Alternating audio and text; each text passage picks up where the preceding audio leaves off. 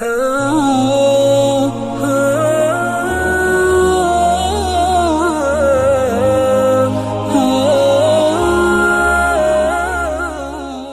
کے نیچے سبسکرائب کے بٹن پہ کلک کریں، بیل کے آئیکن پہ کلک کیجئے تاکہ ہر نئی ویڈیو کی نوٹیفیکیشن آپ کو ملے۔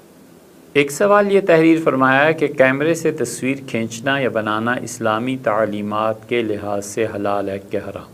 آج کل موبائل اور سوشل میڈیا کا دور ہے، ہر ایک اپنے موبائل سے اپنے دوستوں، رشتہ داروں اور بعض اوقات غیر لوگوں کی بھی بنا ان کی اجازت کے تصویر بنا کر دھڑا دھڑ فیس بک، واٹس ایپ پر لوڈ کر دیتے ہیں۔ اسلامی تعلیمات اس جدید ٹیکنالوجی کے اس بے دریغ استعمال کے حوالے سے کیا رہنمائی فرماتی؟ بات یہ ہے میرے بھائی کہ تصویر کشی کی اسلام نے ہمیشہ حوصلہ شکنی کی ہے، اور یہ اسلام کا مزاج نہیں ہے کہ موقع بے موقع ہر چیز کی تصویر بنا لی جائے، اور شریعت کا بھی یہ مزاج نہیں ہے، نہ وہ اس بات کی اجازت دیتی ہے، نہ اس کو اچھا سمجھتی ہے کہ ہر موقع پہ اپنی تصاویر بنائی جائیں اور ہر موقع پہ بلا ضرورت تصاویر کو ایک دوسرے کو ارسال کیا جائے۔ حضرت رسالت مآب صلی اللہ علیہ وسلم نے بہت سی احادیث میں اس پر سخت نکیر فرمائی ہے، اور اس سلسلے میں مفتی محمد شفیع صاحب رحمۃ اللہ علیہ نے ایک رسالہ بھی مرتب کیا تھا۔ وہ رسالہ دارالعلوم کراچی سے لیا جا سکتا ہے، اور اس پہ واضح طور پہ لکھا ہوا ہے کہ تصویر کے شرعی احکامات۔ حضرت رسالت مآب صلی اللہ علیہ وسلم کی حیات طیبہ کا یہ حال تھا کہ آپ جب تشریف لائے ہیں مکہ مکرمہ فتح مکہ کے موقع پہ اور حاضری ہوئی بیت اللہ میں، تو آپ نے تمام تصاویر کو مٹانے کا حکم ارشاد فرمایا، اور چنانچہ ایک تصویر کو چھوڑ کے باقی سب تصاویر اس موقع پہ مٹا دی گئی تھیں۔ اور رسول اللہ صلی اللہ علیہ وسلم نے ایک تصویر میں جب یہ دیکھا کہ اس میں حضرت ابراہیم اور اسماعیل علیہ السلام دونوں کھڑے اور دونوں جوا کھیل رہے ہیں، تیروں کے ذریعے پانسا ڈال رہے ہیں، جوا کھیل رہے ہیں، تو حضرت رسالت مآب صلی اللہ علیہ وسلم کو بہت ناگوار گزرا، اور آپ نے فرمایا کہ قاتلہم اللہ، خدا برباد کرے، غارت کرے ان لوگوں کو جنہوں نے یہ تصویر بنائی ہے۔ میرے آباء و اجداد کیا یہ کام کیا کرتے تھے؟ انبیاء علیہ السلام کیا یہ کام کیا کرتے تھے؟ جوئے جیسی بری چیز یہ لوگ کھیلا کرتے تھے۔ در حقیقت عربوں نے وہ تصویر بنائی کیوں تھی؟ وہ ٹھیک آج جو جاہلیت ہے نا اس دور کی، یہ اور وہ برابر تھے۔ انہوں نے وہ تصویر بنا کر اس لیے لگا دی تھی کہ بیت اللہ میں اس کے قرب و جوار میں خود یہ جوا کھیلتے تھے، تو اس تصویر کے ذریعے یہ باور کرانا تھا، آنے والے کو یقین دلانا تھا کہ دیکھو جوا کوئی بری چیز نہیں ہے۔ ابراہیم اور اسماعیل علیہ السلام یہ بھی جوا کھیلا کرتے تھے۔ اور دوسرا مقصد اس تصویر کے لگانے سے یہ تھا کہ اگر آپ کا جی چاہتا ہے کہ اس قبیح حرکت میں، اس رسم میں شرکت کریں، تو یہاں ڈور اوپن ہے، یہاں باب کھلا ہوا ہے، آپ تشریف لائیں، یہاں یہ کام بھی کیا جاتا ہے۔ آج کل بھی تصاویر بہت جگہوں پہ ان مقاصد کے لیے استعمال کی جاتی ہیں، تو اس لیے اس پہ زیادہ بحث کرنا تو لوگ جانتے ہیں جو کچھ بھی ہے۔ بہرحال اللہ تعالیٰ اپنی پناہ میں رکھے، شریعت کا یہ مزاج نہیں۔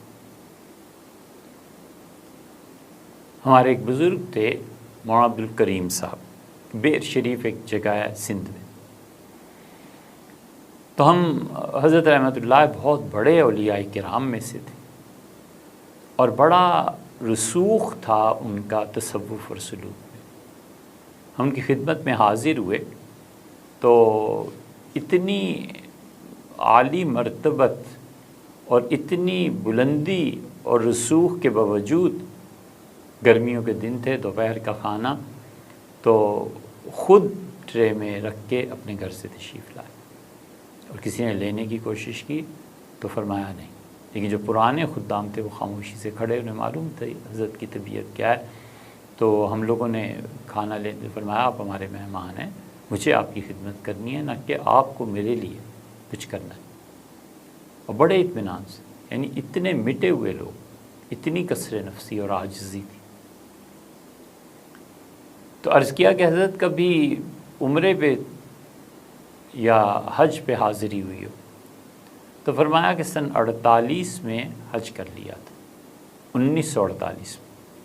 عرض کیا کہ حضرت اس کے بعد تو بہت تبدیلی آ گئی اور راستے بہت آسان ہو گئے۔ اس وقت تو اپنے سفر کے واقعات ارشاد فرماتے رہے کہ ایسی دقت تھی، یہ ہوتا تھا، یہ ہوتا تھا، اونٹوں پہ جانا ہوتا تھا، جدہ اترتے تھے، ساحل کے کنارے کیسے لوگ، ساری تفصیلات بیان فرماتے رہے۔ تو عرض کیا کہ آپ اس کے بعد، تو فرمایا کیا کریں؟ اس کے بعد پھر اب یہ پاسپورٹ شروع ہو گیا ہے، تصویر بنانا پڑتی۔ عرض کیا کہ حضرت تو جائز ہے، اور ظاہر ہے کہ اب اس زمانے میں جہاں پر تصویر ضروری قرار پاتی ہے وہاں اس کے علاوہ کام نہیں ہو سکتا۔ فرمایا مول صاحب نفل حج یا نفل عمرے کے لیے ایک حرام کام کرنا جائز ہے؟ اتنے متقی اور پرہیزگار لوگ ہم نے دیکھے، وہ کہتے بنیادی طور پہ شریعت نے اسے منع کیا ہے نا، تو کیا ضرورت ہے کسی نفل کام کے لیے ایک ایسی چیز کو اختیار کرنا جو شریعت ناپسند کرتی؟ حتیٰ کہ وفات سے پہلے بہت اصرار سے یہ کہا کہ مجھے خون نہ لگانا۔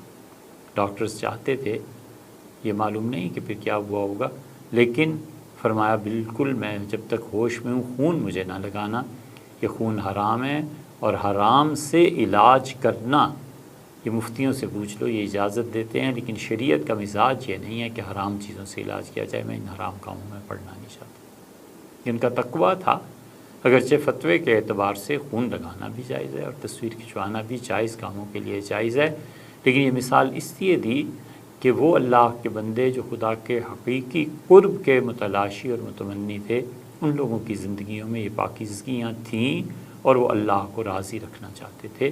حج اور عمرے پہ نہیں گئے۔ اور رحمل صاحب یہ حج اور عمرے نفلی ہیں، اور اس کے لیے وہ کام کرنا جو شریعت کے مزاج کے مطابق نہیں، کیا یہ جائز؟